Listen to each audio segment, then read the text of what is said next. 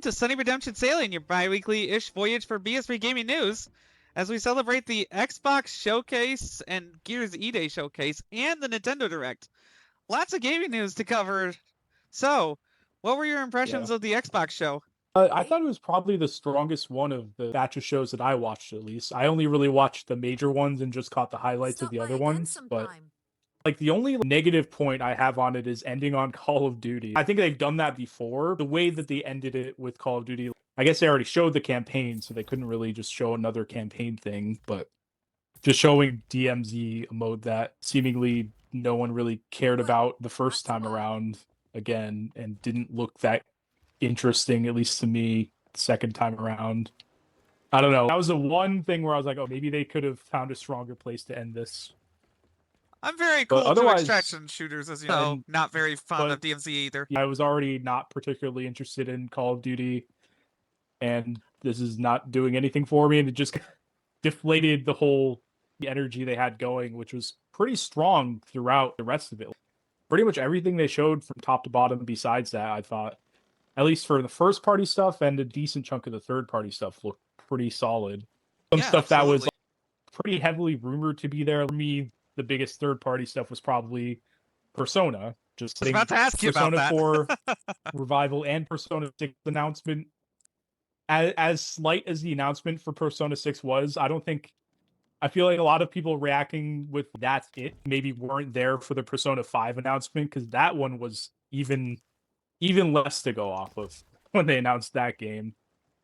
It was a years-long wait until there was even footage of Persona 5, so hopefully it's a little less of a wait to see actual footage of Persona 6, but I don't know. I definitely saw a reaction of why didn't they show anything besides a teaser? Well, that's kind of what they do with these games. They really just either just throw out a still image or a short teaser and leave you waiting for a while. The weakest shit for me was Fallout 76, because I really don't care about that game. That's sort of one of those, that and the Elder Scrolls Online stuff is just like, those are just the perennial update trailers they have for those. They've been doing those for as long as they've owned Bethesda, and even before they owned Bethesda. That's fair. Well, I think that slightly stronger announcement than that, but not setting the world on fire, was Sea of Thieves Season 20. Because, well, I guess we'll see how the user-generated modes are and how easy it is to browse them. And what they add other than PvP stuff. I do like that they've changed direction on the custom sea stuff. And this is something they've already announced, but they were originally going to just do essentially paid or limited access servers. So you have to be either pay for it or be an influencer to get into the private servers. And now they're just opening it up. I think is a much better idea long-term for the game to keep things going. That makes sense. They put out a whole podcast basically explaining that stuff a couple months ago. Also, but I'm excited to at least try it a bit. I'm not really, I don't know, we'll see. Maybe I'll find something I like in there, one of the custom modes, or tinker around with it a bit, but I'm not really expecting myself to, what little of this game that I do still play, I do just like sailing around with the threat of the open world emergent stuff, so I don't necessarily need the game to be like tailored sandbox kind of thing. We'll see what kinds of custom modes can draw in a bunch of players, because... Oh, I thought we were diving, by the way. I didn't realize we were sailing. I should probably figure out where the island is. Let me just swap out my battery from my headset, because it's giving me a warning. There we go. Alright, so, if you want to check it out at launch on the 18th when I'm doing the Twitch Pride raid, that could be fun, but I don't particularly think that will be a lasting attraction to me either. I was also let down after being excited to talk to you about it by crazytaxi after they revealed that they're doing AI background assets. By the way, sorry, I got booted out of the game for some reason. What? No! I lost connection to the server even though I'm still online. So weird. Here for a sec. Where am I supposed to be steering? Eastward. I have it on the map. Well, you are joining the crew, so I don't have to hold her steady for long, but that was weird. Yeah, putting back in. But the crazytaxi stuff, that was very instant. I think I saw the headline hours later. I was like, oh, well. Just never getting that game. I think it's going to just be harder and harder. Oh, what is happening with our ship? Okay. I need to bail a little bit here. What in the world? Is there a hole there? I didn't see a hole down there. Can't just be off There the is a hole. rain. Oh, That's so very weird. all right. I have no idea what happened. I'm on the wheel. I didn't hit anything, so Yeah, I don't know. what the fuck is going on with this game sometimes? I definitely have made definitive statements. Oh, I don't want to play something willingly made with AI, and I think I'm still standing by that. But I do have such a soft spot for Crazy Taxi. I'm kind of definitely more than most games could. It's definitely one that could make me waver a little bit in that stance. Well, the We idea will was see. they guess they We will just see when it generated comes out. references. I guess they Yeah, just generated but references and then people made the assets. It's like an inspo board basically. But I understand that the game's not made. It's not an AI generated video game. I don't think anyone's going into that saying that's what it is. It's just like, I don't know. I still find I'm willing to defer to artists. If an artist wants to willingly say, hey, this actually did help me in some way, whatever, that's fine, because I am not an artist in that way. But right, to me, as an outsider to that world, it just seems like a totally alien concept to me to want to vote anytime to generating things in a creative fashion with AI. I just don't understand it. Like I've said, I only ever use it as basically a search engine that's enhanced. But then I always have to double check it shit anyway. And not one word of my creative products will ever or has ever been used. AI will never be used in a creative product of mine, period. Yeah, and I'm not trying to say this in any sort of smug superiority way. Anyone that does engage with that stuff, but I have never, aside from getting force-fed the Google AI overview or whatever, I've never willingly engaged with AI, and I just don't have a reason to, honestly. I don't want to offload my brain power. Right. I just don't get it. I, like, whatever, if it's been 10 years, I sound even more out of touch. That's fine. I don't know. I don't see it. As it stands right now, I have no use for it in my life.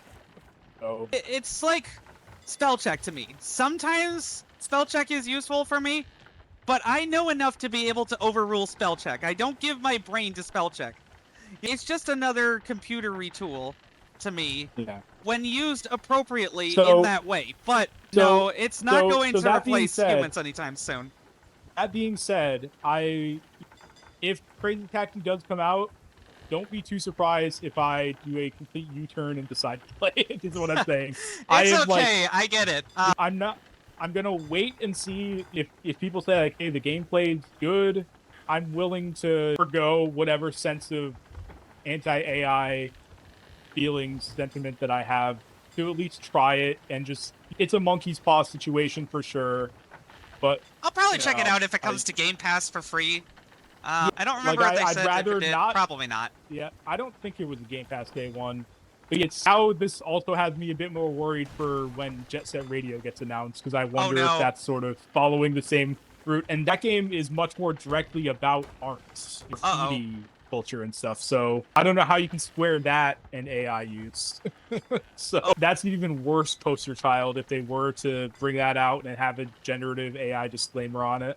I guess where I stand on this is right now I'm saying I don't want to play AI games, and I don't want to, and I've said in the past, I've made pretty definitive statements that, oh, I will never, and then they have to go and announce a Crazy Taxi game. Well, that's enough to turn me into a hypocrite. Sure, maybe. We'll see. Well, games that you could probably buy with more confidence are Vivarium and Castlevania Belmonts. Yeah, Vivarium, I'm pretty sold on that art. I mean, that looks like an Akira Kurosawa anime with the spirit of Ghibli, so I immediately thought of you. And then, of course, Castlevania.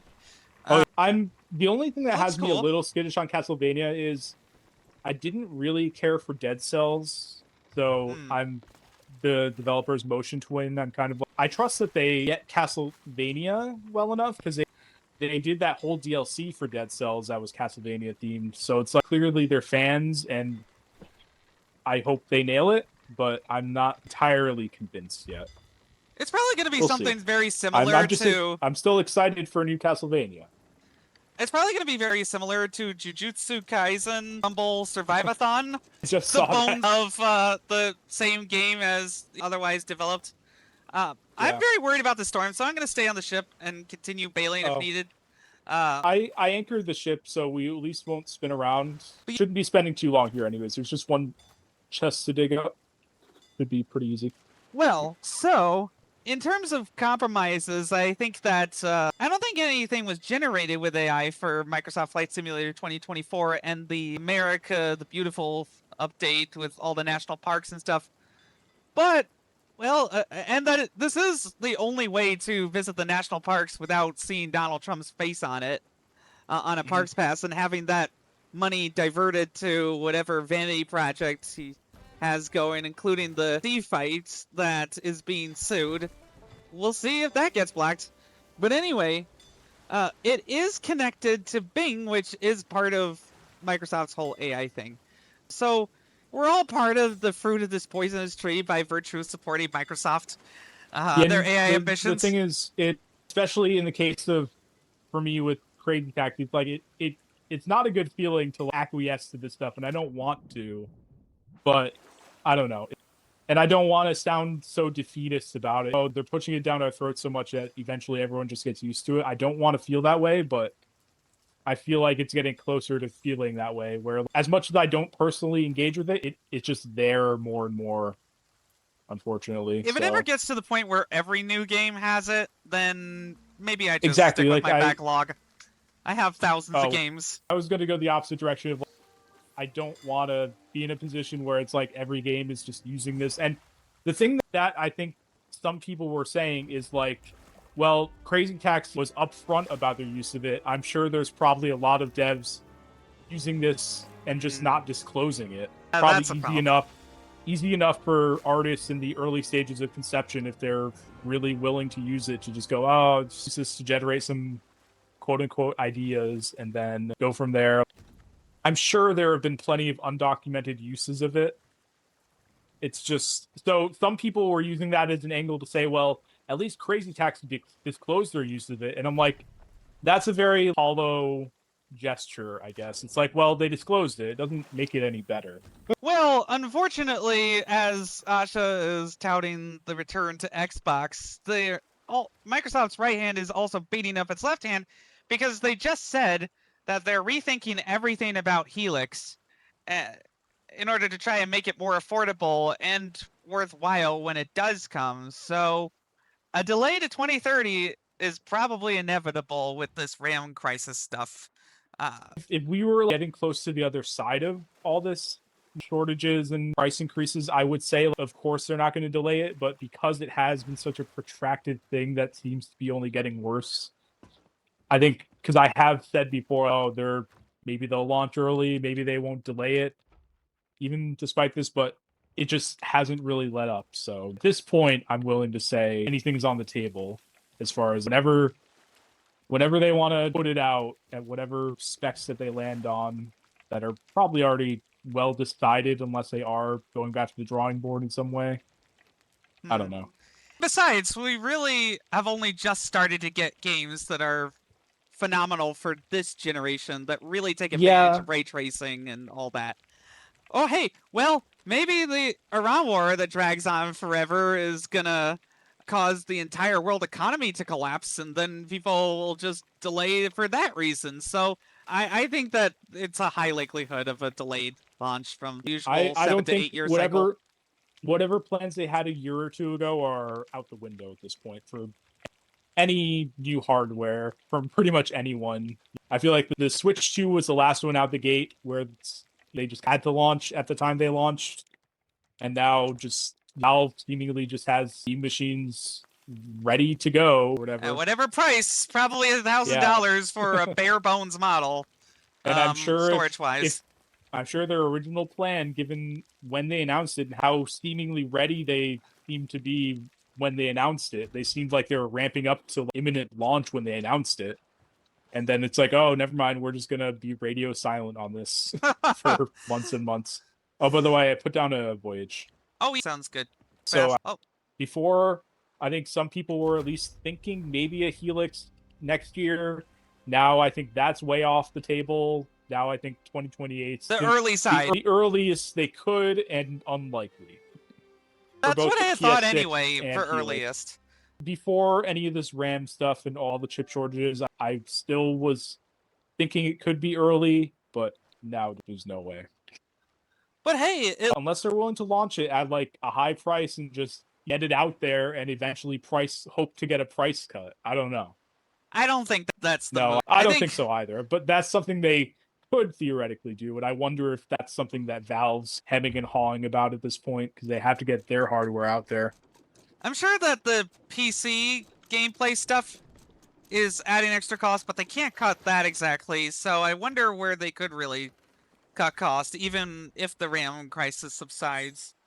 I don't really know what this next gen brings to the table, but in the meantime, we're getting a year or two of pretty good games being announced. So the ones that I'm the most stoked for from the third party, just quickly, are Residents of Plague Tale, like a Plague Tale Legacy, which it's not really a Plague Tale game in terms of stealth and rats and all that, but it does look like a fun action game in that universe while they're cooking up whatever they're thinking of to continue the storyline. So Yeah. I'm interested, and it'll be on Game Pass, so that makes it easy. Exactly. That's how I played the first two. I didn't actually finish the second one, but I don't know if I'll be into that one. I'll maybe try it at some point. I was not really into the second one. Doom the Dark Ages Revelations looks fucking awesome. I'm so glad I reinstalled the game in anticipation of this, because holy shit, that spear. It looks like it'll be a really great way to go between the grounded tankiness of the main game and the offensive capability of Eternal, where you are in the air a little bit more. Not as much as Eternal again, but a good amount, and can really hit back in a different way. And then Metro 2039. I can't believe I haven't talked about it in the past trailers, but so nice to be going back to the Metro. I did like Exodus, but it was the weakest of the bunch. It's the weakest of some excellent games, don't get me wrong. But I not love super 2033. I felt like Metro was on a downward trend. I hope this gets back to what I liked about 2033, which by the trailer it looked like it does.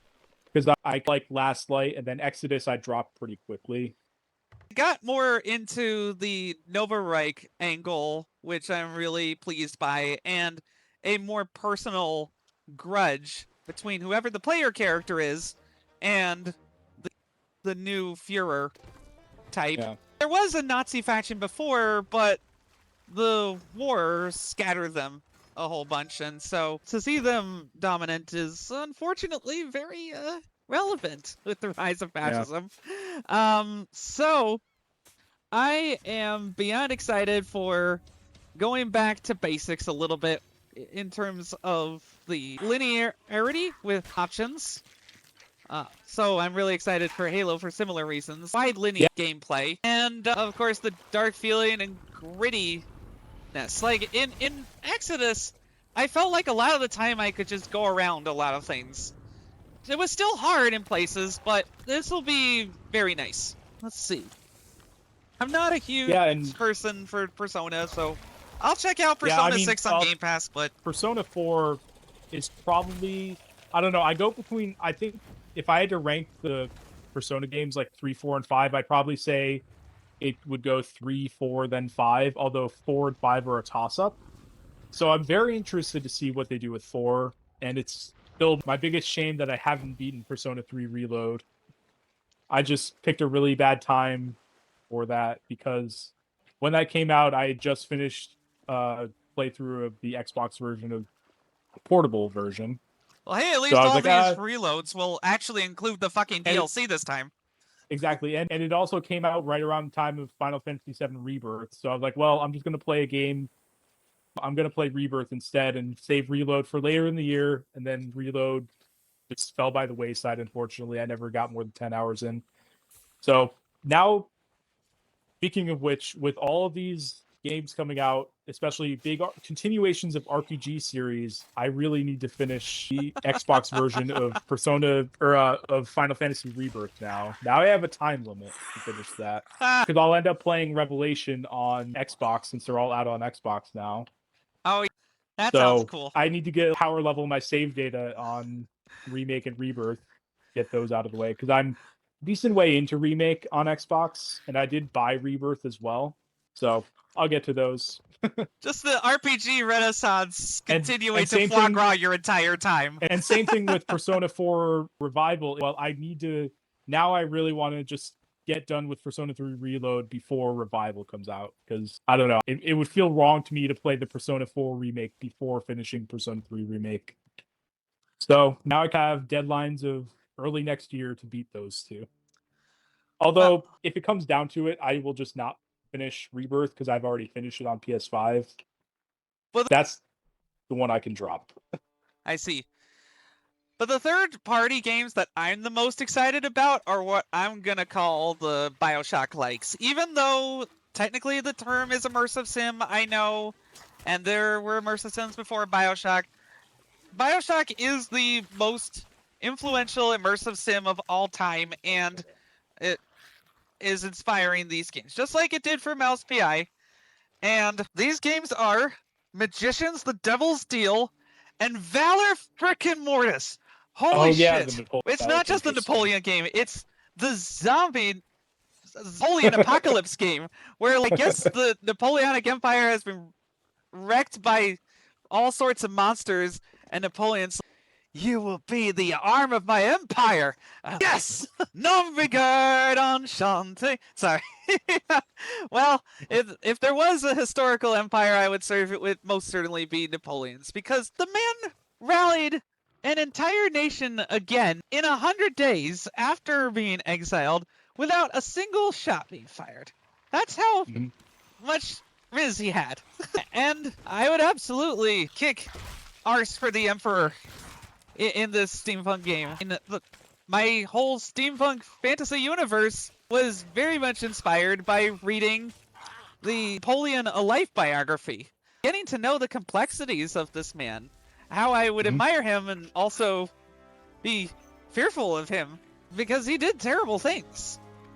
But he also was so awesome as a historical leader. It's like, which historical leader would you have dinner with?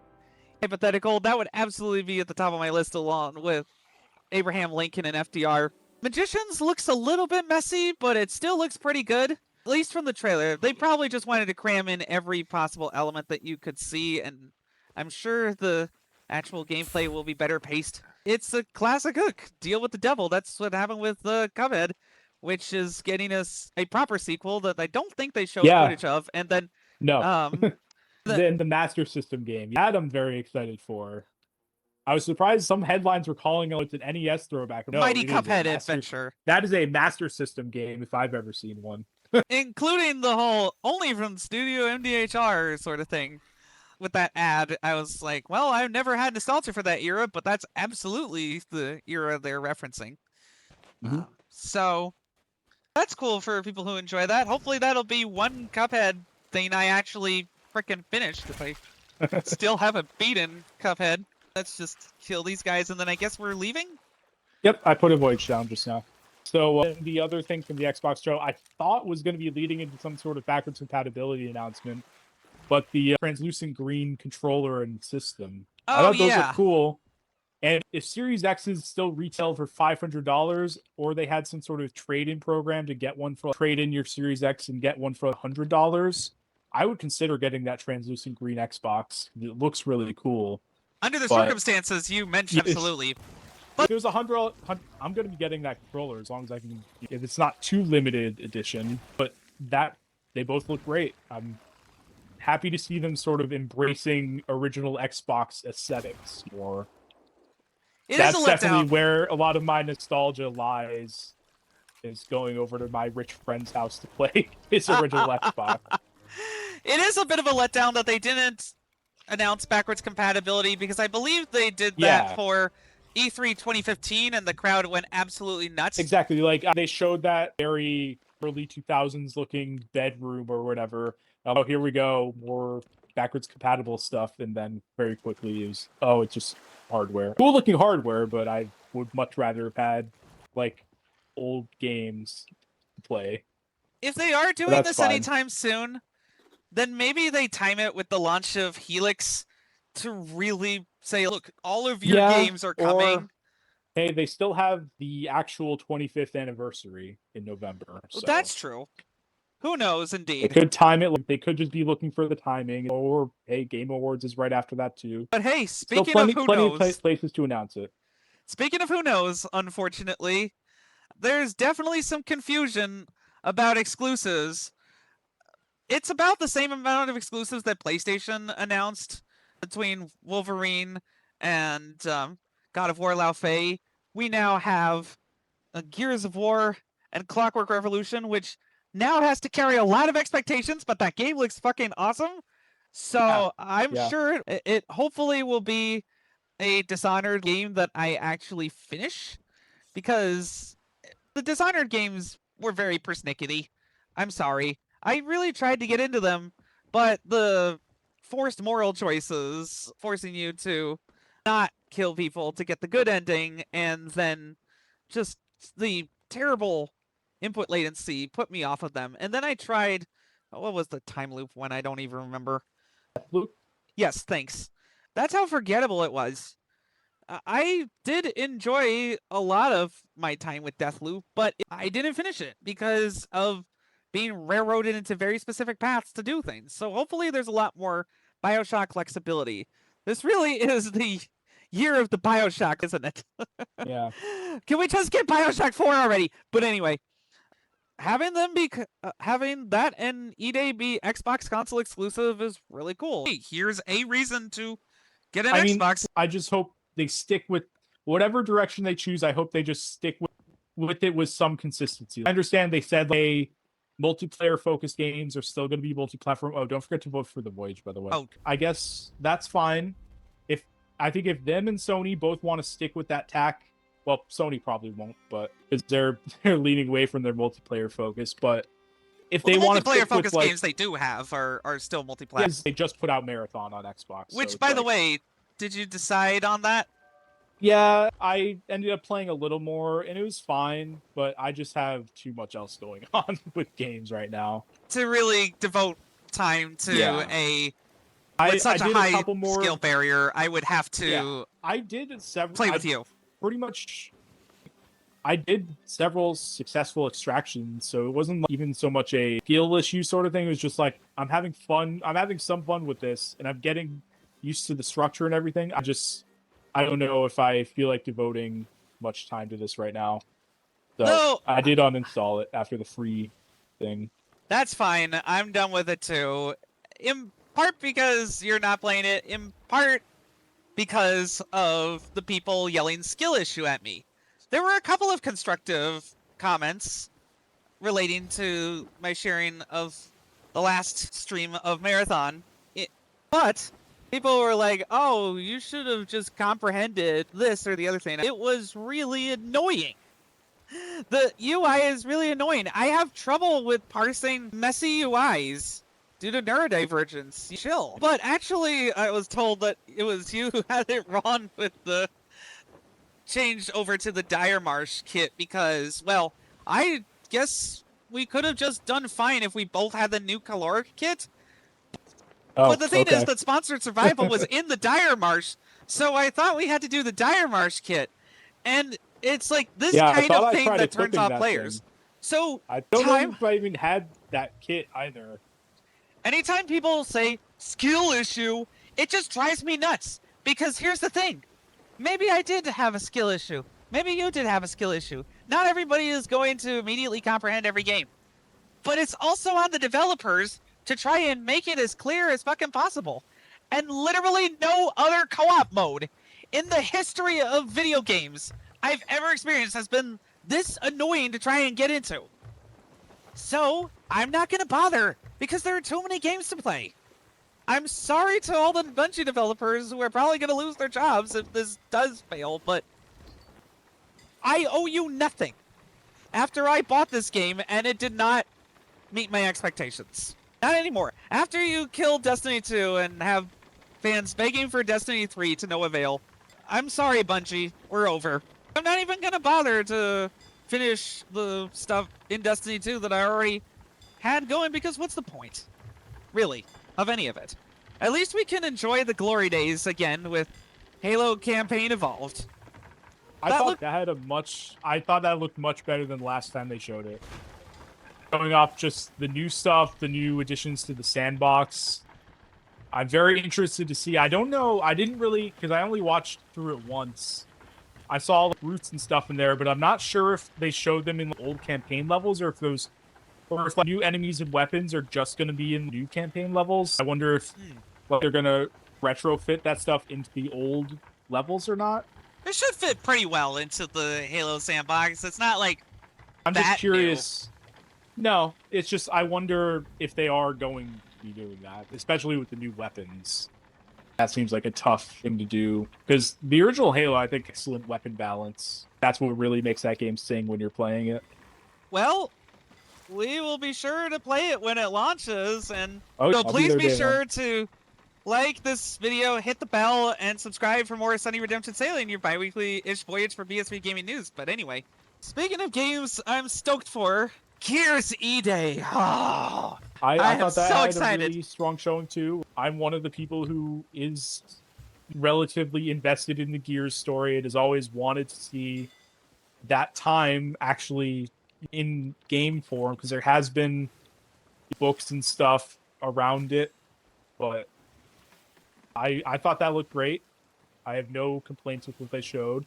I do kind of wish they showed more of the multiplayer stuff in the initial lead-off trailer rather than just the campaign focus.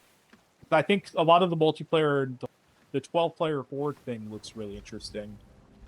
That's not really why hardcore Gear fans they want to come back to the Mad World. They literally referenced that trailer for exactly this reason, an off point of I get feeling that. overwhelmed. I wish there was a little more, hey, it's cool they showed the story. I wish they spent, because they showed a decent bit in the actual dedicated segment on it, but of the multiplayer and horde, but I wish they just at least showed a little bit of it in that initial thing where they had a lot more eyeballs on it. Because I think a lot of people came away with the sentiment of not really knowing what the multiplayer would be and didn't stick around to see the full presentation at the end.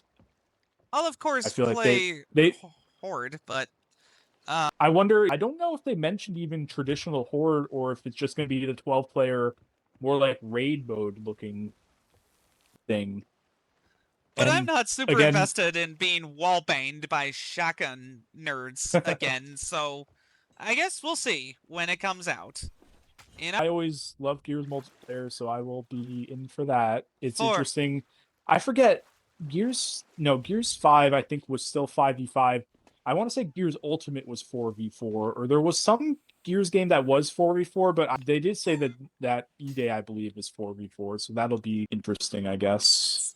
We'll see. A little different. Uh-oh, I'm getting unstable connection, just a fair warning. Well, I guess we'll see when the game comes out in October for Xbox, PC, and PS5. Oops, we have to take that down, because it was that close of an announcement. That they had to, for those who don't know, take down the podcast that was originally showing it on PS5. The thing about people saying that it was a thing that they decided the day before, that's definitely not true. No. But the thing that they said was it was about a month ago, at least, that within the people who knew, it was decided at least a month ago, it sounds like. So I think people making... It certainly didn't help Xbox that they included that PS5 logo in that podcast. And that definitely led credence to people saying, oh, this was such a last minute thing. But it seems like they just genuinely had the wrong trailer and they're probably just an old asset and they forgot to change it. This wasn't just a spur of the moment listening to fanboys on Twitter decision. Some seem to be saying it is. Whether you agree with the decision's a different story, but it wasn't just a fly-by-night, on a whim decision.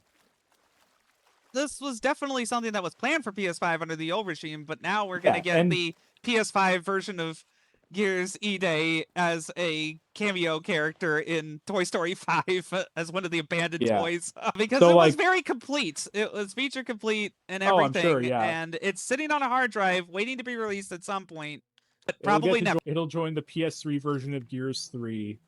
Oh, right. I forgot about that. Although that one I don't think was ever planned for retail, if I remember right. It was just like, well, Epic had this, they were working on it for whatever reason, just to get familiarity with PS3, and then it leaked, and people are like, oh my god, they had Gears for PS3. Well, this was such a foundational exclusive for Xbox 360 that Epic used it to show off, hey, this is how much better our game would look if you doubled the RAM of the 360 from 256 megabytes to 512 in a similar move to what Capcom would later do with Nintendo Switch, where they were like, you sure about 3 gigabytes of RAM? We would really like you to do 4 because then we could actually port Resident Evil games to it at all. Mm-hmm. But, well, for Kingdom Hearts 4 related stuff, which that's kind of dipping into the Nintendo show a little bit, but we'll get back to that more in depth later. They did say, which was nice, that your purchases of the cloud versions for Nintendo Switch 1 would carry over their saves at least. Not a free upgrade or even a small paid upgrade, because of course not. But that is a nice surprise, I suppose, if you were invested in that. And I was definitely surprised Kingdom Hearts 4 showed up at the Nintendo thing. Because I think it was probably most expected to be a state of play thing, but I think there was an outside chance it could have showed up at Xbox, if anywhere. And then, but Kingdom Hearts, the most that they've been on a Nintendo console in the past 20 years has been just those cloud versions. Well, not past 20 years, past 15. Well, they did have Switch too. Yes, like the Nintendo Switch era, they've just had those cloud versions, which are just like, I just don't know why anyone would want those versions. But hey, so that's why I think when I was watching the direct an hour ago, I saw the Kingdom Hearts 1 through 3 collections. I'm like, oh, are they actually going to have Kingdom Hearts 4 here? And then they did, which I'm not going to get into any of the story implications of what the hell was going on in that trailer, because I wanted to understand them anyway. I even having played most of those games, I barely know what's going on. But I don't even know if the developers know what's going on at this point. I am ready to get back on Tetsuya Nomura's wild ride. Well, speaking of wild rides, going back to Gears for a minute, the biggest changes for me are that I'm excited for are definitely in the gameplay department, because holy shit, that destruction looks awesome. Obviously, it could have been done on PS5, but having that only on Xbox on a console sells exclusives, because I got into a fucking Threads argument with a guy who was like, oh, but consoles could sell themselves on other features. Like, but if they don't have exclusive games, then they're just PCs in a box, and people will just get boxed PCs, which is exactly what people are doing a lot more now. And so that was why Sony pulled back on PC ports.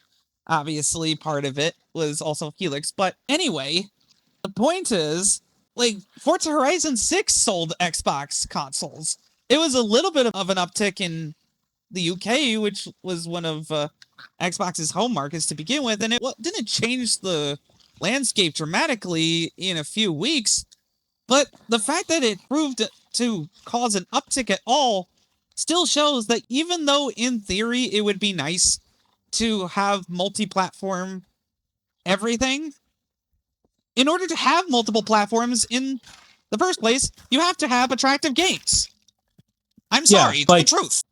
And I will stand by that. I liked where we were headed in theory of just everything being on everything, but clearly, definitely the way that it was going was what I always said was like, I don't mind everything, all these games being on everything at all, as long as it means the Xbox platform still exists. And clearly, the way that the current leadership feels is they had to change something, and this is the direction they want to take to keep the platform going. So it's like, I do have some sympathy for the fact that people were getting themselves ready for Gears to just be on PS5 by default, and it's like, that sucks if you were in that boat. But I think the inverse of that, where people saying, "Oh, I sold my Xbox because I expected E-Date to be on PS5," and it's like, well, that's kind Sucks of to on be you for you. expecting that, because it was never announced for PS5, even if it was planned at one point to be on there. They're honoring everything that they've announced, and probably some stuff that they haven't publicly announced but have committed to. Because I'm sure, because I remember there were a couple games, first party announcements that weren't publicly known to be PS5, I think, but are going to be on PS5, I believe. So So let's break it down. Yeah. Fable already announced. Obviously, Right, it would have exactly. been nice Yeah. if we So- had a exclusive single player game in 2026, but a multi-plat game that's still going to be free on Game Pass or with with a premium upgrade edition, which is probably what I'm going to get if it looks good enough. But maybe not this time, not like Forza. It looks interesting enough to be a fun return to the franchise that then maybe you sell the sequel exclusively on Xbox and get people jealous of that. But the thing is that the games that were announced to be multi-plat that hadn't been before were Senua and Spyro, and that makes perfect sense. Because those are continuations of franchises that have been always, well, not always multi-platform, but in the recent past, in Spyro's case. Spyro was always multi-platform, I think, except for when it was earliest on Well, PlayStation. Well, that's what I mean, is the Spyro games people like weren't. Yes. That was a long time ago. Right. That's so identifiable with PlayStation that people would have rioted in the streets if Spyro had been pulled. And Senua, it had been a timed exclusive to Xbox, but unfortunately, Hellblade 2, Senua Saga, which is now the rename because they can't be confusing enough, did not do particularly well on Game Pass. So I think they're hoping that PS5 sales will help make for a strong finale. They're not going to get rid of Ninja Theory or anything because they have that Project Mara thing, I think it's called. No, they canceled that, actually. Oh, they actually just announced that was canceled. I saw an interview with one of the Ninja Theory heads saying it wasn't really working out, so we just put all our resources into Senua. Well, whatever next game they do, I'm sure they're going to be fine. But I mean, it would be nice to have a strong finisher. A year ago, I would have said, hey, Sony and Microsoft are getting along well enough. Maybe they could compromise and do Heavenly Sword 2 or something like that. But oh, man. That would have been something, but somehow find a way to tie Heavenly Sword and Hellblade together. That would have been punny if nothing else. But this is the middle of the pivot still. There's gonna be multi-plat games still, especially the live service games that need the numbers, or, again, franchises that have that loyal fan base to some degree.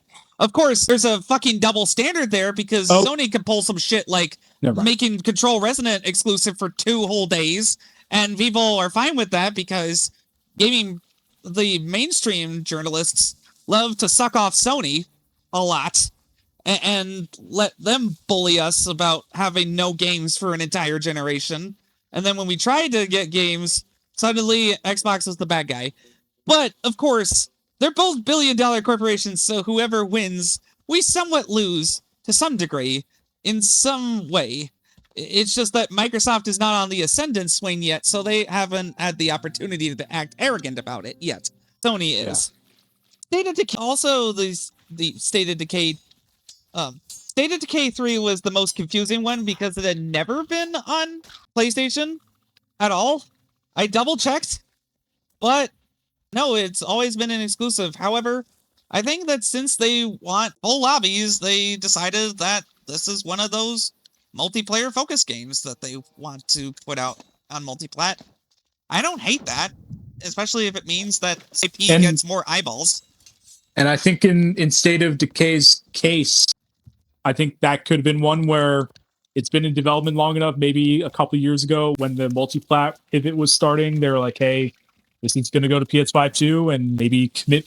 I think with Gears, I think the reason they were free to not release PS5 version, from what the little I understand about the business marketing, biz dev side of the industry, I'm guessing that anything that's still coming multi-plat that just got announced as multi-plat from first party is probably just a case of some sort of agreement that needs to be held to.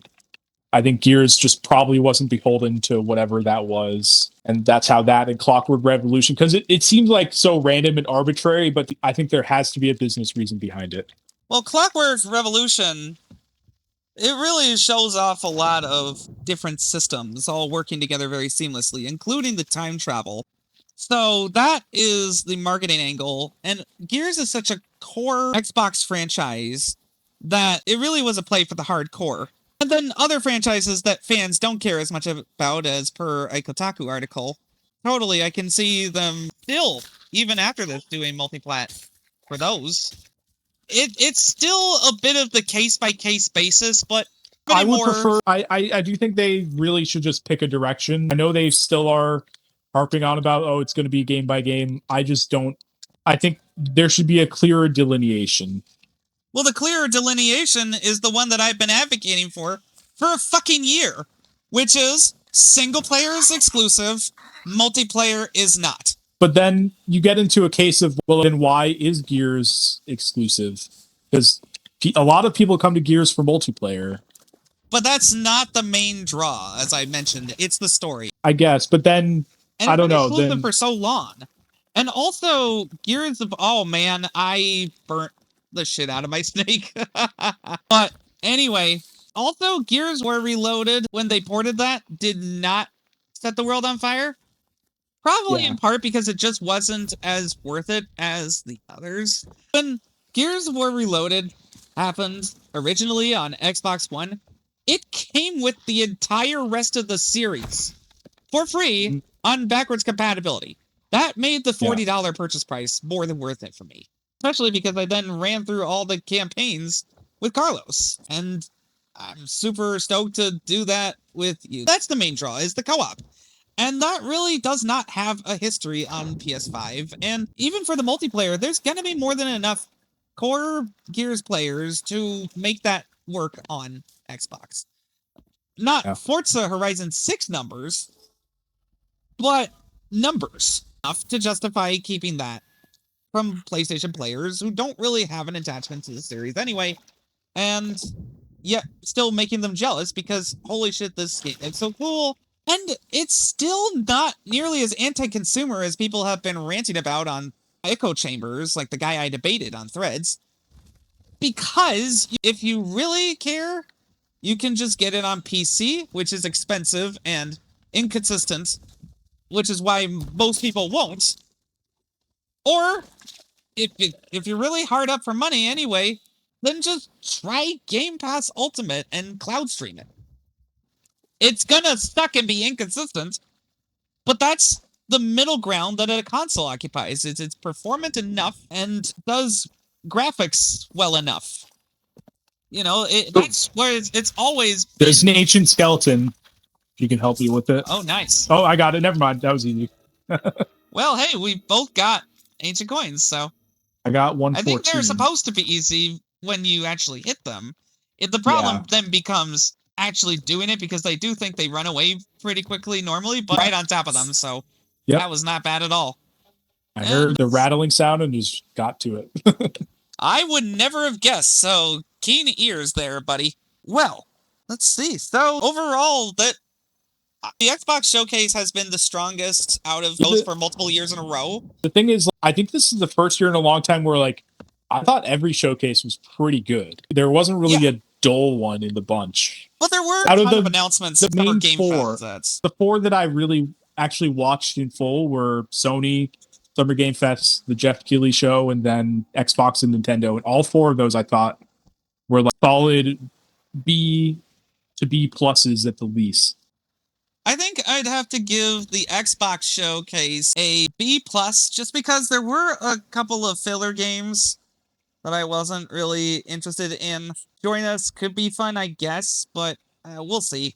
Bad Magpie, I guess technically we have a third exclusive game. We'll see. It looks cute, but more of a diversion. Minecraft Dungeons 2, I liked what I played in Minecraft Dungeons, but it's Kitty's first RPG to me. I just, no. first action RPG, Diablo, whatever you want to call it. Yeah. And then, well, as I mentioned, the personas of the world are not the most interesting to me, but if you're excited for them, I'm excited for you. Oh, So, and Call of Duty, I will really try to rent if I can. I have trouble with GameFly still for stupid reasons, but I'll try to find a workaround. Either that or just trade it in the old-fashioned, trade in for it the old-fashioned way. And let's see. Oh, what the heck? Oh, that was a spike trap. I got hit by that before too. Oh gosh. I killed this ocean crawler first. There we go. Yes. And the Jeff Keighley stream I thought was probably my number 2 stuff in there. Oh, you're dead again. Oh my gosh. The one thing I will say about Stranger Than Heaven though from that showing is, man, RGG Studios just is really making me. I don't know how to feel about anything they showed in that trailer. Well, mostly the Tupac part. I'm just like, really? Are we at this point? We're done bringing back the fictional characters. Now we're bringing back actual people. Oh wow, really? Oh goodness, I did. You didn't see the Tupac thing? I did not see any of Stranger of Heaven's showcase. That it's something. Snoop Dogg's in this game. Whatever. Snoop Dogg does pretty much anything for money these days. He's kind of always been like that. Whatever. That's just been his thing for 30 years. It's just showing up in everything. He and Martha Stewart are attention-seeking grubbers. That's how they've always been. There's no fake. I at least used to have some respect for Snoop Dogg as an artist. I like a couple of his albums. I just don't. And he does sound good. Like the theme song for that game is very good. So there's that. But then the moment where Tupac shows up, I'm just like, I wasn't watching live. I was watching VOD, and I just had to pause it for a solid 2 minutes in disbelief. I don't like to ascribe too much to one individual in development of a game, but there's such a clear delineation between the old leadership of RGG Studio and where they are now in terms of stunt casting and doing this weird, I don't know, just being really weird about their casting decisions in a lot of ways, in upsetting, annoying ways, like with Kiwami 3, where that got me to almost not buy that game. And now with this, where I'm like, Snoop Dogg's getting on stage and telling us that, hey, the estate said it's cool. It was cool for me to bring my friend Tupac, who's been dead for 30 years, into this game. But that's a little sketch. It's like, hey, this also somehow is not the first time Tupac's been resurrected as the digital avatar, but it's including that fucking hologram. Exactly. The Coachella performance 15 years ago. There is precedent for this, so it's not like the first time. Once I sort of thought about it for a bit, it was like 2012. But it still doesn't make me feel much better. Snoop Dogg and whoever is in charge of his estate say it's cool. Whatever. I'm not full on, I'm not going to play this game or anything like that. I still think it looks really cool in a lot of ways. And I'm still, as of now, going to be playing it. But check it out when it's on Game Pass, but I still haven't finished Infinite Wealth or even. You still have a long way to go. In a while, so I have plenty of better stuff to play. We'll see when it comes out. It's probably going to be Game Pass filler for me. That was the biggest what the hell moment of the Summer Game Fest stream. And then, of course, there was ending on Final Fantasy, which I thought it was so funny. They just kept announcing more things. Let's have Matt Mercer, or was it? Yeah, it was Matt Mercer up on stage. Let's get him up here, introduce a trailer, talk some more, introduce another trailer, talk some more. It was so funny that they ended up rolling 4 trailers for that game. The only announcement from Summer Game Fest that I gave any shits about was Resident Evil Veronica. Oh, I'm so excited. I've been loving the new Resident Evil games, and they just cannot miss over there in Resident Evil world. Between all the remakes and all the new games, we've gotten how many games since 10 years? A lot. They've made good use out of that RE engine since Resident Evil 7. Oh, it is gorgeous again. It's just by the way, being refined. I never beat Resident Evil 7, so I remember they had a 120 FPS mode in that now, so I actually played the first hour of that the other day. Oh? So well, that's maybe cool. someday I'll actually beat it. I got a decent way in on PS4, and I also played it a little bit on VR. Oh, I played it on VR too. That was fun, but I beat it on Xbox because I think the frame rate was just atrocious on PS4 a lot of the time. So I think this will be the one that I'll probably try to finish it and actually play Village and get to Requiem, because I'm a huge Resident Evil fan. I just, for whatever reason, just the direction they took post like Resident Evil 5, I just never got into the main lines after that. Hey, that's totally fine.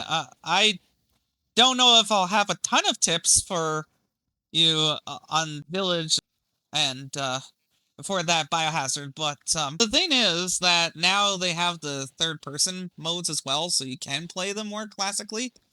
But it's not even so much that. I just I like the first person. Good. And you're better at the puzzles than I ever could be. So I looked up many of them. And going back to Resident Evil, I still don't know why they dropped the code part, but whatever. Well, going back to Resident Evil, it's one of those things. Code Veronica is definitely one of the ones most in need of a remake, I think, because I still like the original. It was actually the first one that I ever beat, but that game is very messy. There's a way to, about halfway through the game, like, you can screw yourself out of being able to finish that game, essentially, or at least make it very hard for yourself. So I definitely think they're going to retool some of that stuff. There's a point in the game where you essentially lose your inventory, if I remember right. You switch characters and lose your inventory.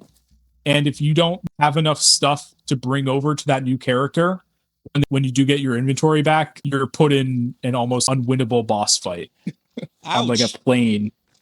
Oh boy, I remember having to restart awful. that game. So they're going to retool that game, I'm sure. I tried with the backwards compatible version. I just could not get into it at all. That first time on the train, it just was horrible with the controls. So, that might have been Resident Evil 0? You know what? I think it was 0 actually, but Code Veronica's on island. I don't think I got into Code Veronica at all then, because clearly if I did play it, I completely forgot. The 0 starts on a train. That's the most notable log line about 0 is it's Resident Evil on a train. Although not the whole game's on a train. It was like the first third of it. What are we still looking on for this island, by the way? Oh, I'm just having a tough time with this last X marks the spot thing. So I'll try for a few more minutes, then we might just want to bail on it and sell what we got. Sure. Well, so clearly it'll be fresh for me. It'll be like a new game, and I'm looking forward to that. Sure. It makes our appealing to newer audiences by getting rid of some of the old crap that doesn't matter. I guess we'll see how Chris comes into it. This will be the first time they really focus on him in a while. So should be good. Even if he is free boulder punching dork self, he should be fun to be around, if nothing else. But fun to be around definitely describes the Nintendo show. I'm very fresh off watching that one. I thought it was probably one of the weaker ones, just in terms of amount of games. Or if you're not a Fire Emblem or Xenoblade fan, you did not. Xenoblade stuff. Xenoblade for me was a highlight because I don't think I'm going to go back and replay the 3 Xenoblade games, but I'll at least, if they're priced decently, check them out in 4K. That'll be cool. Especially Xenoblade 2. When that game launched, it ran at 500p. I think they patched it and made it a little better over time. You remember playing the original version on Nintendo Switch too, and I can't read anything in handheld mode. That game's one of my favorite RPGs of all time, despite itself. There's lots of things technically wrong with that game or that shouldn't work, but I do love it. So I'll probably, if there's any of those 3 upgrade packs I'll buy, it'll definitely be that one. There's a lot of third-party ports, like Rayman Legends, and... Like, that's the thing, is that's the stuff that bogs down the Nintendo presentations for me, although I understand why they're necessary to put in there, because Nintendo does have a pretty large contingent of players who pretty much only play on Switch 2, so I understand why they focus on those very late ports, because for plenty of people, they might as well be new games. And so for Nintendo Switch, I get it. I get why they're there, even if they do nothing for me for the most part. Same, because I can play these games in with much better performance on Xbox and don't really get out of the house a lot. My Nintendo Switch 2 is mainly a Nintendo exclusives handheld in bed. But the one third-party game that really did get me excited, and the one morsel of good news, I guess, for Nintendo Switch owners, was One Piece Grand Gourmet. That sounds pretty cool. It looked alright. It looked a little like mobile game-ish to me. I have other One Piece games I'd rather play, and actually, I don't know. I'm willing to reserve judgment on it, but I was like, it's an isometric cooking game. That's cool. With the One Piece skin on it. Well, these kinds of simplistic restaurant management games, such as, I got blowed up! I was gonna say, such as, I'll just die. Such as Ravenous Devils are really cool. So, something that's simple that I can play on the train to work if I'm ever forced into the office, that would be nice. Without any, presumably, stupid microtransactions. Maybe some timers and stuff, but still, looks cool. I'm trying to think more stuff from Nintendo. Obviously, the Ocarina of Time remake, I was really surprised they didn't show actual gameplay of that if they're expecting to release it this year. I assume they'll have a full-on just Nintendo Direct for it. It's going to be like a new Zelda remake of one of the most beloved games of all time. That's going to move systems, I think, and get eyeballs on it by itself. So to some extent, I get why they didn't show that much of it, but I still wanted to see more than just basically renders. This was definitely something to respond to the leaks. Sure, we have it. Stop. I'm sure they were going to show it regardless, and that's probably how the leaks are getting out there, but I just wonder how close, if this thing's coming in 2026, are they just going to wait until a month before release and have a big blow up for it? I'm really curious how extensive this is going to be, because it looks, the little bit that they showed looks pretty from the ground up extensive. They're not just going back and upscaling the 3DS version or anything like that. So I just wonder what's being done design-wise, too. Because as much as I love that game, it's probably a top 3 Zelda game for me if I had to just think about it. And it was so revolutionary when it came out, too. But I'm curious what angle they take in the modernization of it. Because they could go more the Breath of the Wild route. They could just be more straightforward about it and just say, keep it very rigid in the puzzle design versus Breath of the Wild's sort of spontaneity and more freeform design. I think there's still a contingent of Zelda fans that want their rigidity, but I think that there's also more modern fans who would appreciate a bit more guidance. Having it be too open-ended is part of what's bogging down Tears of the Kingdom for me. And the thing is, the original Ocarina of Time, it looked very open certainly when I was a kid playing it, felt like the most open game in the world because it was this was an era before open world games were even around very much or being made en masse. So it felt like step into Hyrule Field and it felt like the most massive thing in the world. But then when you look at it through either modern eyes or just through a level design logic eyes, it's a pretty linear game. They really do funnel you towards what you need to be doing next in that game. Which is fine. I hate getting lost. And so that's why I'm saying I think they're probably best off sticking to that rather than trying to... Zelda's been in this Breath of the Wild, Tears of the Kingdom mode for almost a decade at this point, and I love those games to death. I really do love what they did with those games. I don't need more Zelda games to fall into that mold. I'm okay. I was one of those people, even when they announced Breath of the Wild, they're changing the formula up. I still like the old Zelda formula. As trite as it might be, the way that they did retread it over and over, just remaking the past in different formats. Collect the 3 things, a major change happens in the world, now collect 6 more things. That was something they did for quite a few games in a row, and I get it, why they changed it up from starting with A Link Between Worlds and more radically with Breath of the Wild. I get why they changed it, but I don't think it needs to be a permanent, this is how Zelda is now going forward thing. Especially if we're talking a remake of a near 30-year-old game. That's why I expect it to be more faithful. Iterative evolution is not a bad thing at all. Just take a look at... Go ahead. So I was going to say, I think there are ways to add subtle things to the game. For example, the small but some slightly game-changing thing of just having a jump button, like which older Zelda games did not have. Even doing that can change level design so much, because in original Ocarina of Time, you're just, where can I jump to next? What can I do? And maybe making the dungeons a little bit more freely explorable and only more so gated by your own navigational skills, more similar. But the one thing I don't want to see them is lean into, is out the weak point of Breath of the Wild and Tears of the Kingdom for me are definitely not the shrines, but the dungeons, proper dungeons in those games. They're clever, but sometimes they feel too clever for their own good in a way. The one that comes to mind is in, it was in Breath of the Wild, the one that was a big elephant that you could manipulate the trunk on to light in different positions. That just felt like it was cool, but I don't know. It wore out its welcome for me. It was like you had so many different positions you could move it to, and most of them didn't matter. So it felt like, I don't know.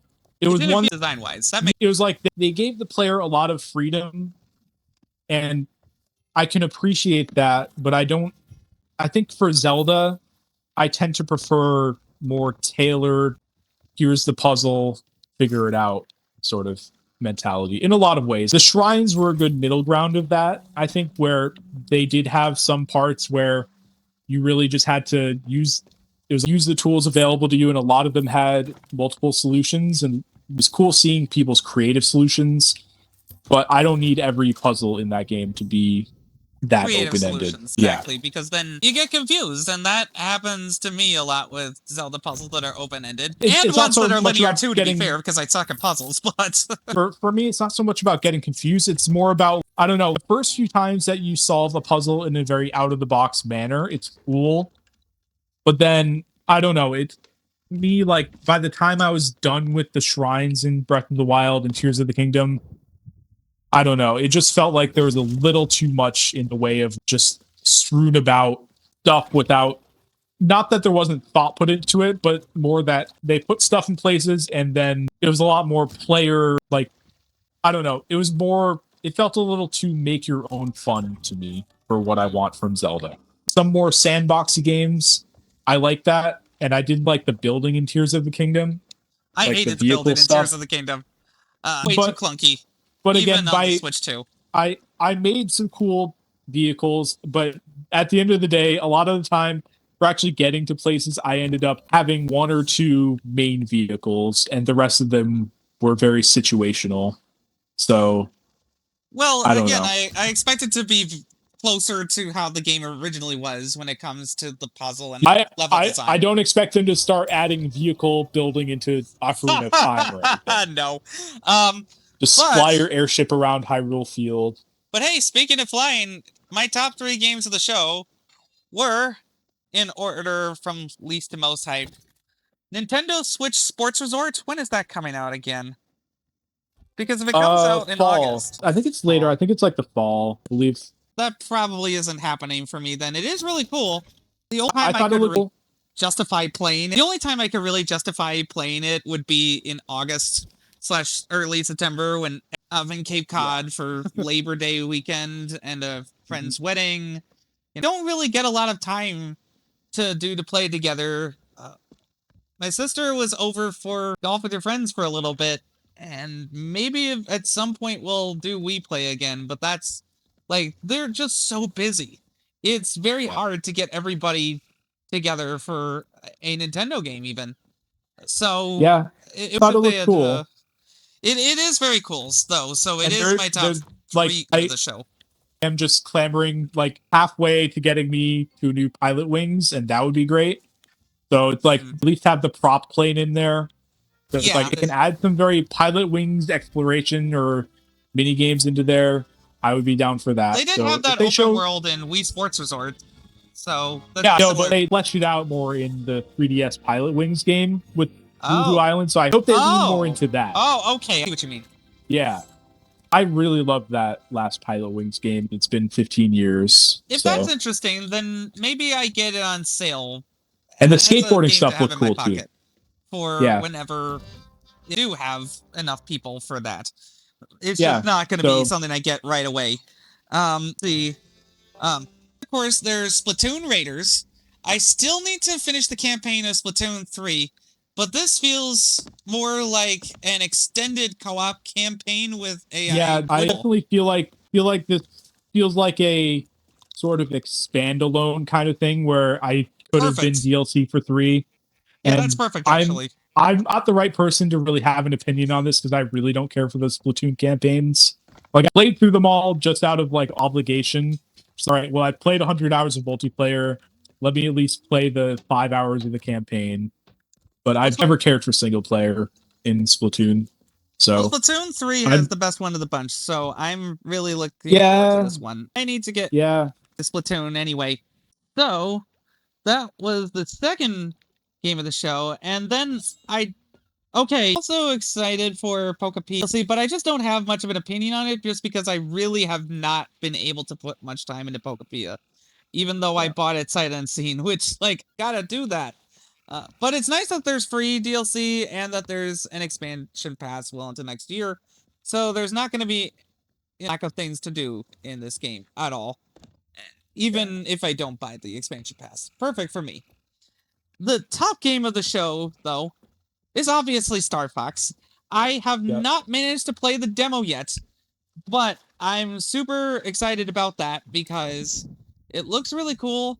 I have been starving for flight combat games, so this will nicely tide me over. Like I said, I'm going to pre-order the physical edition because I'm only going to play this game once, but it'll be a glorious time on this system that has exclusives that are worth getting. Oh, and then there was the DK Bonanza stuff with Mario. That's neat. I've downloaded it again. I'll check it out, but I've probably burnt myself out on Bonanza doing 200 hours of mostly that because I was a mad lad and tried to get to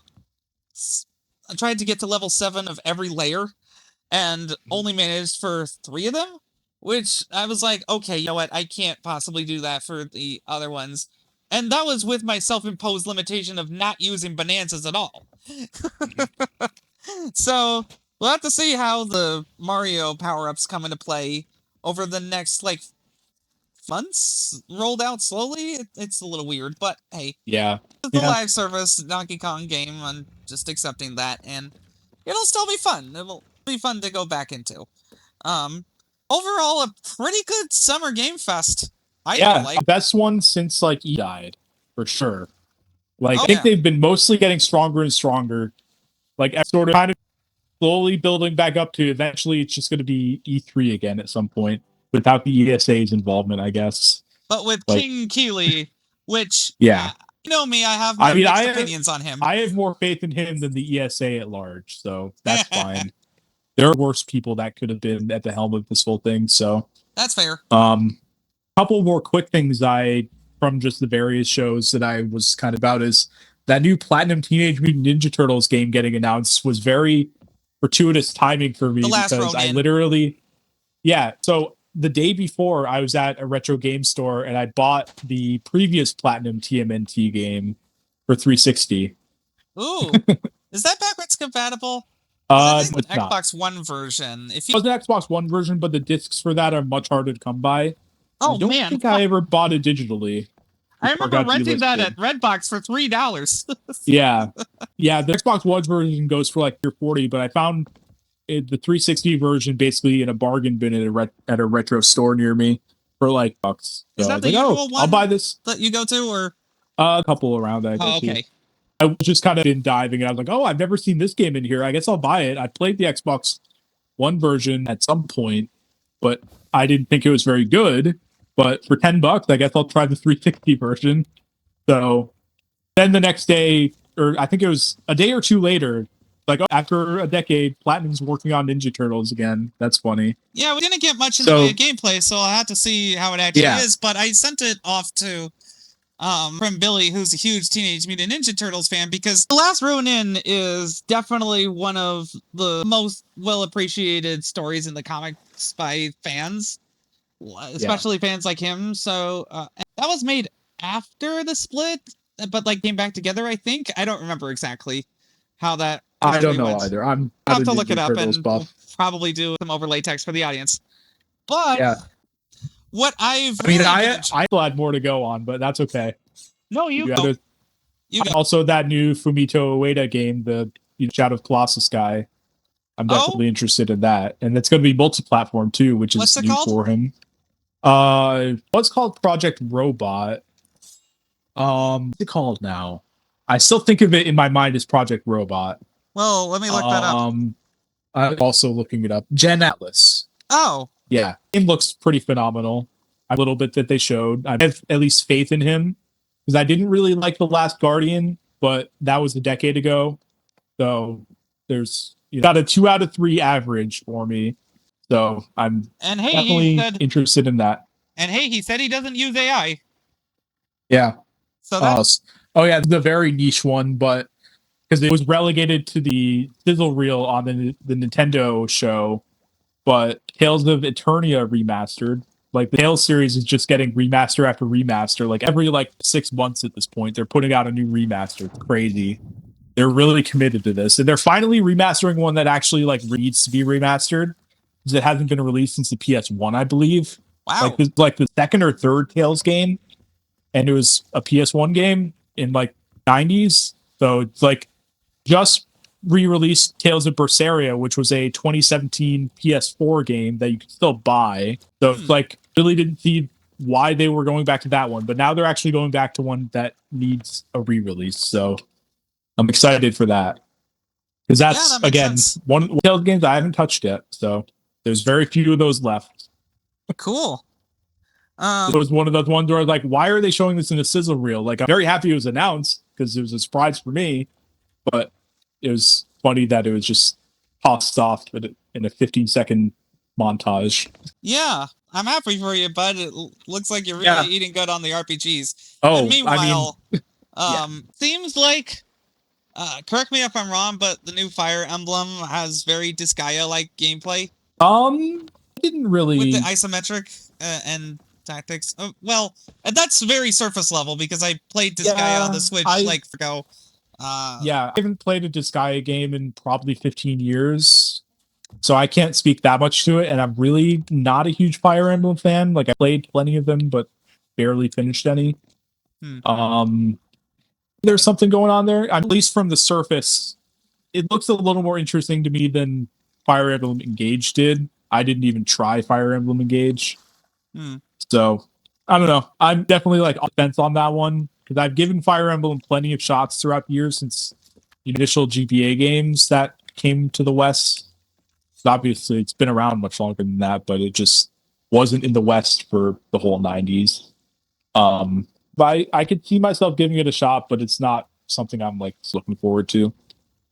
Well, speaking of games and franchises getting a big revival, I had to close the show with a bit of hyperfixation. I promise this will be short, but I am really loving all things F1 right now. I first really got into it with the movie. Of course, that was fantastic.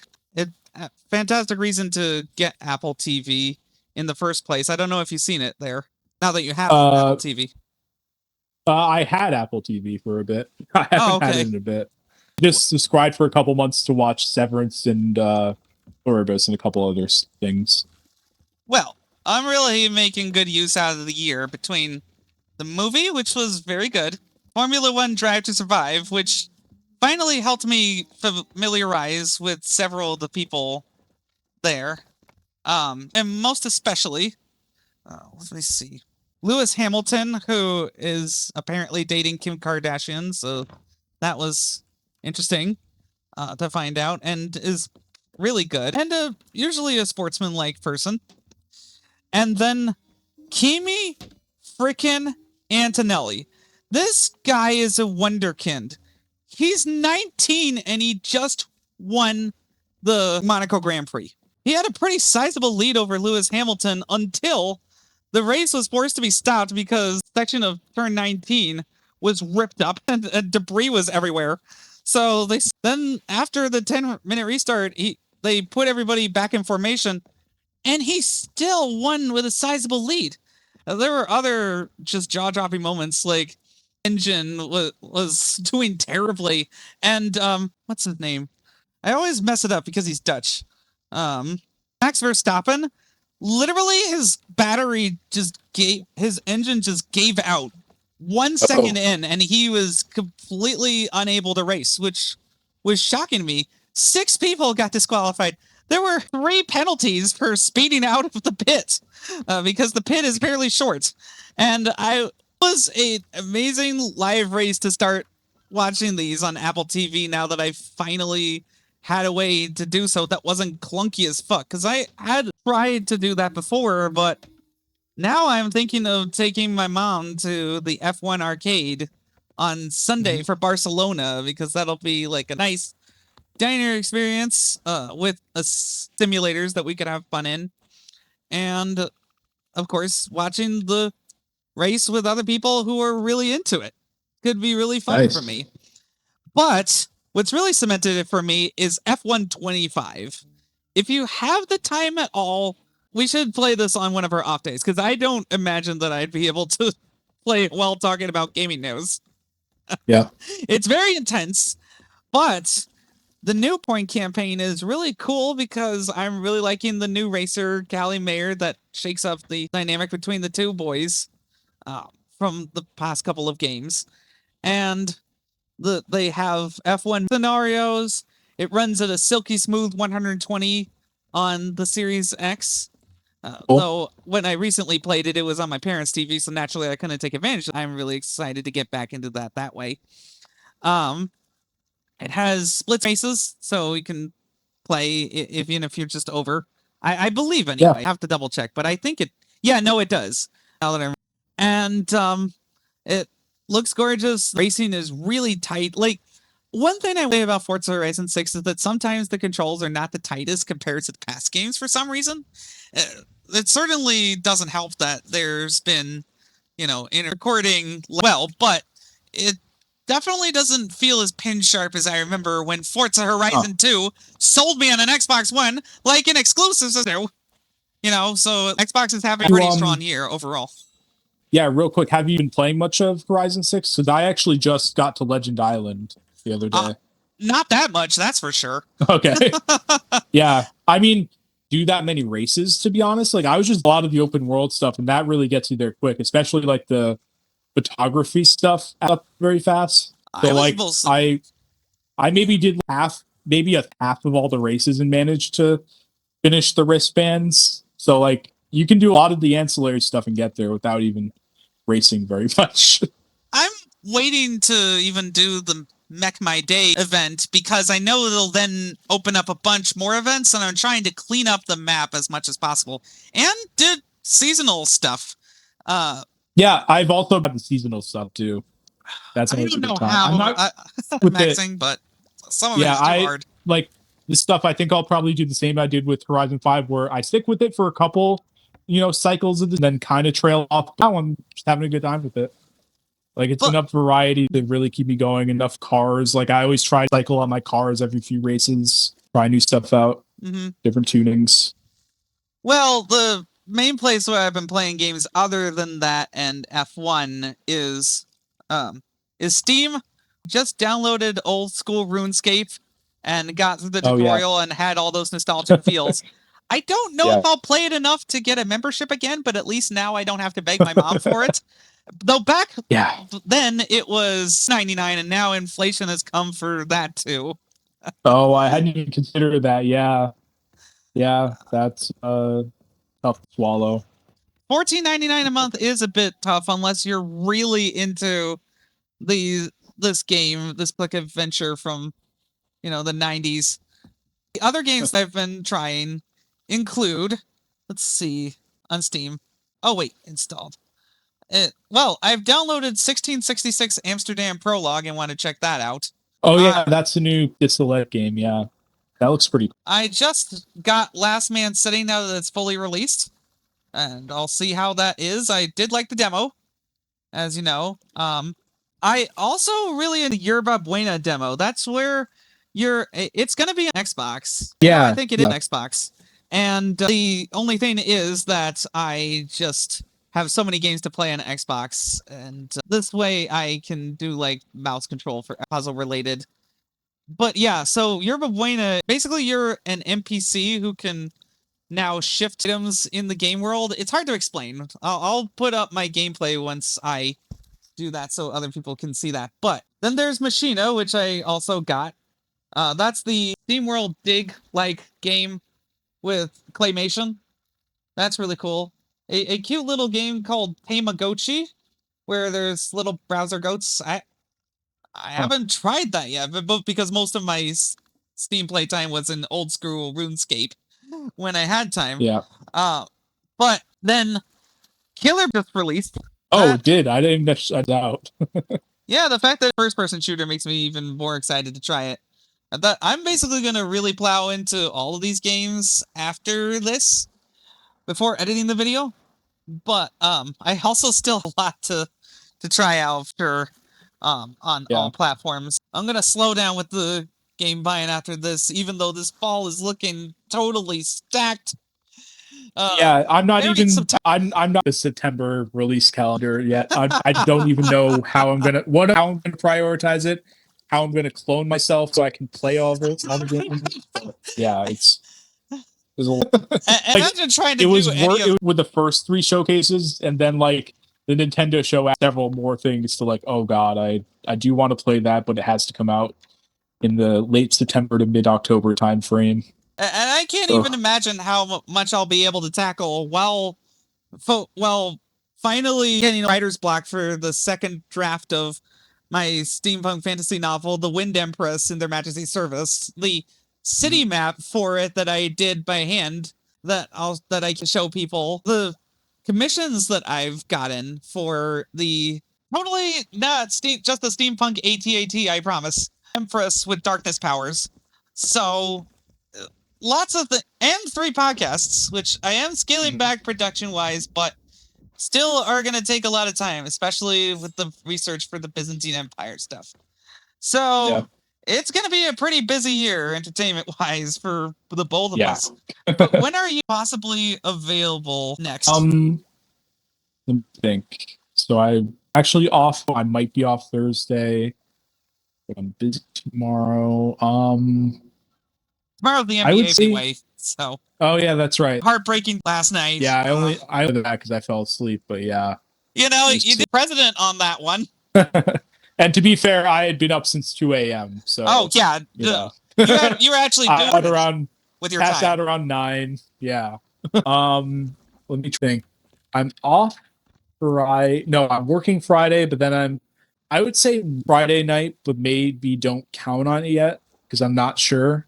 That's fine. Usually the dates that are pretty close are very up in the air with that. Yeah, if not Friday, I believe not. I just don't know my work schedule beyond this week yet, so I don't want to say for sure. But I know I'm working Friday, I'm off Saturday, then I believe I work Sunday, and beyond that, I don't know yet. So I'll have to get back to you on that. It would be amazing if you on my Twitch raid for the 18th, but if not, then I'll do it myself, and that's fine. I'll definitely let you know. I'll have my work schedule for next week in the next day or two, so I'll be able to tell you then.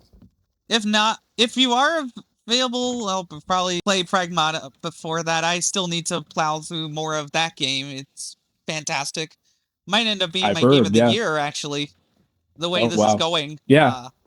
It's just so with how it handles the puzzle combat and exploration, and the story is really heartfelt. I'm bracing myself to cry because parent. But yeah, we'll spout and whenever we'll cover whatever comes next on your bi-weekly voyage for BS3 Gaming News. SunnyRedemption Sailing. Thanks for sailing with us. You have a good one. All right. Yeah, you too. See ya. Bye.